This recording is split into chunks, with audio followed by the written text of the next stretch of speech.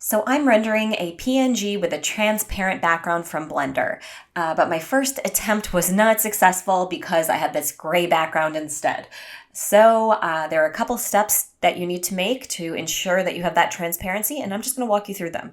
I am in camera mode, so if you select this little camera icon on the left-hand side, you will see what your render will look like layout-wise, and this looks good. So to ensure transparency, you need to go over to this little camera render properties menu on the left and go down to film and now select transparent. Make sure that's checked off. Now you can see I've got that checkerboard background. That is what I want.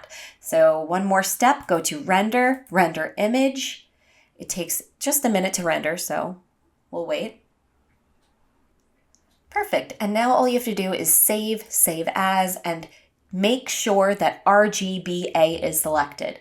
RGBA includes the alpha, and the alpha is what you want for transparency. So once you have that, you just save it. And now to show you what happens, my new image is here. If I select that, I've got the transparency I was looking for. So it's as easy as pressing a couple buttons in Blender, and that's it. I hope this helped you guys, and join me for more videos as I transfer my Maya skills into Blender.